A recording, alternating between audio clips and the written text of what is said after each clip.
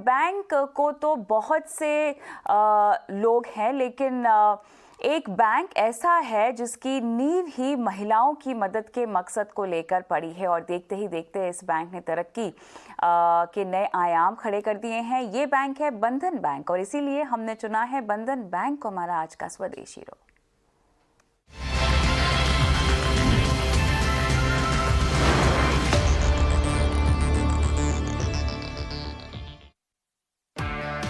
देश की सबसे बड़ी माइक्रो फाइनेंस कंपनी बंधन, जिसने 23 अगस्त 2015 को बंधन बैंक की स्थापना की। मकसद था छोटे उद्योग लगाने वालों को पैसों की मदद करना। सोच सही थी तो साथ भी पूरा था और इसी के दम पर बंधन बैंक देश भर में सामाजिक आर्थिक वर्गों की सेवा करने वाले बैंक के रूप में छा गया। 6% ब्याज सेविंग्स अकाउंट पर। बंधन बैंक की कहानी एक ऐसे शख्स की कहानी है जिसने कभी हार नहीं मानी और ये हैं त्रिपुरा के अगरतला में जन्मे चंद्रशेखर, जो अब बंधन बैंक के मालिक हैं। चंद्रशेखर घोष कभी घर का खर्च निकालने के लिए दूध बेचते थे, पढ़ाई करने के लिए बच्चों को ट्यूशन पढ़ाते थे और इसी कमाई से उन्होंने ढाका यूनिवर्सिटी से स्टैटिस्टिक्स में मास्टर्स की डिग्री हासिल की। इसके बाद उन्होंने महिलाओं के लिए काम करने वाले एक एनजीओ में काम किया, जहां से उनको महिलाओं की मदद का विचार आया, जिसको अमली जामा पहनाने के लिए उन्होंने साल 2001 में कुछ पैसों का इंतजाम किया और एक माइक्रो फाइनेंस संस्थान बंधन खोला ताकि वो महिलाओं को बिजनेस के लिए लोन मुहैया करा सकें। इससे महिलाओं को भी फायदा हुआ और बैंक को भी, और धीरे धीरे बैंक की तरक्की हुई तो भारतीय रिजर्व बैंक ने बंधन बैंक को कमर्शियल बैंक के तौर पर काम करने की इजाजत दे दी। 47,000 से ज्यादा कर्मचारियों वाला बंधन बैंक 30,000 करोड़ से भी ज्यादा की वैल्यू वाला बैंक बन गया है, जिसके देश के 34 राज्यों में 1,000 से ज्यादा ब्रांचेज, 5,618 से ज्यादा आउटलेट हैं। आज बंधन बैंक के 31 लाख से ज्यादा लाभार्थी हैं, 80,000 करोड़ रुपए से ज्यादा का लोन बुक है, करीब 2.5 करोड़ ग्राहकों के साथ बैंक का बाजार पूंजीकरण करीब 49,000 करोड़ रुपए है। ET नाउ स्वदेश। वहीं बंधन बैंक की आगे की प्लानिंग को लेकर हमारे सहयोगी अजय शर्मा ने बात की बंधन बैंक के एमडी और सीईओ चंद्रशेखर घोष से। एसेट क्वालिटी की बात करते हैं, ये काफ़ी प्रेशर एसेट क्वालिटी पे पूरे सेक्टर को रहा, बैंकिंग सेक्टर को, बंधन बैंक को भी वो प्रेशर फेस करना पड़ा। कौन से ऐसे साइंस आप रीड कर रहे हैं जो आपको ये बिलीव करने के लिए फोर्स करते हैं या ये बिलीव करने के लिए अर्ज करते हैं कि एसेट क्वालिटी के वर्स प्रेशर्स अब बंधन बैंक के बिहाइंड है? जितना क्राइसिस आया, वो जो कोरोना लास्ट 18 मंथ्स में, वो थोड़ा तो प्रेशर है और एसेट क्वालिटी में।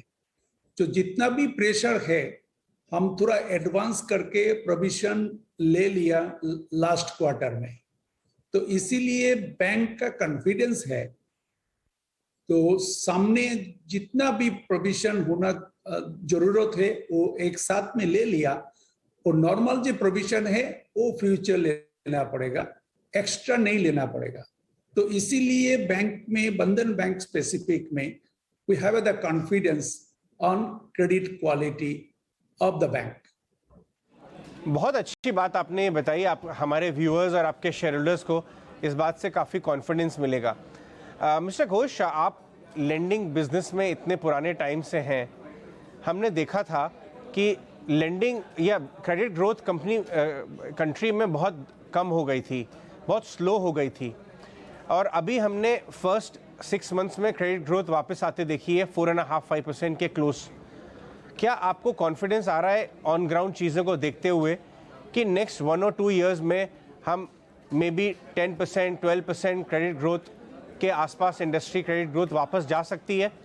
कितना टाइम लगेगा आपके हिसाब से अबव 10%, 12% इंडस्ट्री क्रेडिट ग्रोथ को जाने में?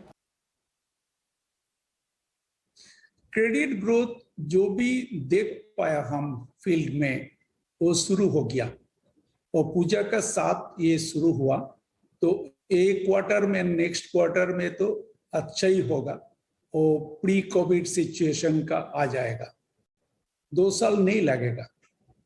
Only problem is there, the last 1 साल और 1.5 साल जो कोरोना हुआ उसका टाइम जो क्रेडिट ग्रोथ कम था वो कवर करके उस तरफ में जाने के लिए अनदर 2 क्वार्टर लगेगा। बट हम जब देखते हैं जो फर्स्ट 2 क्वार्टर का क्रेडिट ग्रोथ नहीं होता है, नॉर्मल भी नहीं होता है, कोरोना भी नहीं है, नॉर्मल का टाइम भी नहीं होता है, क्रेडिट ग्रोथ शुरू होता है पूजा का साथ में। तो इस साल पूजा का साथ में अच्छा क्रेडिट ग्रोथ से किया एंड कस्टमर को, नया कस्टमर है, पुराना कस्टमर है, उसको सब कस्टमर को क्वेरीज बढ़ गया, क्वेरीज बढ़ा तो इसीलिए हम देखते हैं जो डिसबर्समेंट भी बढ़ा है। तो इसीलिए मेरा कॉन्फिडेंस है क्रेडिट ग्रोथ नॉर्मल टाइम में जितना आया इस साल में उतना चला आएगा। मिस्टर घोष, मुझे पता है कि स्ट्रेटजी लेवल पे, टॉप लेवल पे आपके बैंक में एक मैनेजमेंट का ये फोकस एरिया है अब कि रीजनल डाइवर्सिफिकेशन करना है और लैंडिंग बुक का डाइवर्सिफिकेशन करना है। वो प्रोसेस कैसा चल रहा है, किस डायरेक्शन में वहाँ पे प्रोग्रेस हो रहा है? लास्ट 2 इयर्स में हमारा एक पॉलिसी बनाया विजन 2025 एंड वो 2025 में हम डिसाइड किया कि हमारा 2 तरफ में क्रेडिट पोर्टफोलियो डाइवर्सिफाई करेगा। एक माइक्रो क्रेडिट का जो पोर्टफोलियो है वो 60% था और लास्ट ईयर में, सो नेक्स्ट 2025 में कितना होगा? तो 2025 में 30% होगा, हाउसिंग लोन 30% होगा, एमएसएमई 30% होगा एंड रिटेल एसेट 10% होगा। तो वो देख के हम देखते जो पूरा एसेट बुक जो बैंक का है वो माइक्रो क्रेडिट अभी 57% हो गया। हम बोलते जे वो इस साल में वो 50% हो जाएगा, that 50% micro credit, 50% non micro credit, which is very good improvement happened in this time। तो इसीलिए हम बोलते जो हमारा जो स्ट्रेटेजी है वो स्ट्रेटेजी का लाइन में बैंक परफॉर्म कर रही है। दूसरा चीज है geographically diversification. Geographically diversification means मेरा जो कोर स्टेट है, बंगाल है, असम है, त्रिपुरा है, वो बात ये 3 बात के दूसरा स्टेट में कितना हमारा डाइवर्सिफाई होगा, कंसंट्रेशन थोड़ा डाइवर्सिफाई हो जाएगा। तो इसीलिए हमारा नया ब्रांच बढ़ाया लास्ट 2 साल और फ्यूचर का नया ब्रांच बढ़ाता है, वो बढ़ाता है साउथ में, नॉर्थ में एंड वेस्ट में, एंड उसका बिजनेस आ रही है, नया बिजनेस उधर से आ रही है। तो इसीलिए हम समझ पाएगा जो हमारा जो डाइवर्सिफिकेशन है सो जियोग्राफिकली वो भी लाइन पर है, वो 2-3 साल में वो भी कंफर्ट लेवल में आ जाएगा। तो इसीलिए हमारा बोलते जो हमारा जो विजन था 2025 वो मे भी कोरोना के लिए 2026 हो जाएगा, but diversifying to geographically and concentration of the one product will well diversified in these 2 to 3 years. Right, all right mister Ghosh, ET now स्वदेश पे और ईटी नाउ पे हमसे बात करने के लिए बहुत बहुत धन्यवाद। Thank you so much for your time sir. चलिए अब रुक